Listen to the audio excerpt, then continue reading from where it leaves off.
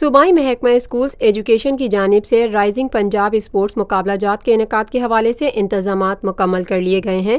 مقابلہ جات پنجاب بھر میں مختلف اسکولوں میں تحصیل، ڈسٹرکٹ، ڈویژن، انٹر ڈویژنل اور صوبائی سطح پر منعقد ہوں گے۔ رائزنگ پنجاب کے تحت منعقد ہونے والے اسپورٹس مقابلہ جات میں مجموعی طور پر 6,57,974 کھلاڑی حصہ لیں گے، جبکہ 36 اضلاع میں 68,013 میچز کھیلے جائیں گے۔ اس سلسلے میں صوبائی وزیر اسکولز ایجوکیشن رانا مشہود احمد خان کی زیر صدارت اجلاس منعقد ہوا۔ صوبائی وزیر رانا مشہود احمد خان نے اجلاس سے خطاب کرتے ہوئے کہا کہ ہمارے طالب علموں میں اسپورٹس کا بہترین ٹیلنٹ موجود ہے اور اسکول کی سطح پر صحت مند سرگرمیوں کے فروغ کے لیے رائزنگ پنجاب اسپورٹس مقابلہ جات کا انعقاد کیا جا رہا ہے۔ تحصیل، ڈسٹرکٹ، ڈویژن اور پھر صوبائی سطح پر پرائمری سے سیکنڈری لیول پر شروع ہونے والے اسپورٹس کے مقابلہ جات میں مختلف سرکاری اسکولوں کے طلباء اور طالبات حصہ لیں گے اور اس اقدام کا مقصد طالب علموں میں کھیلوں کا فروغ ہے۔ صوبائی وزیر نے کہا کہ دنیا بھر میں بہترین ٹیلنٹ اسکولوں ہی سے نکلتا ہے اور محکمہ اسکول ایجوکیشن کھیلوں کے فروغ کے لیے cricket control board, sports board,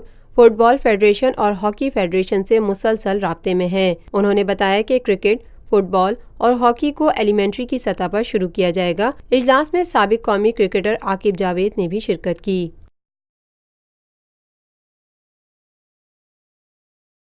Lotus Lake Towers, a groundbreaking endeavor by Lotus Properties.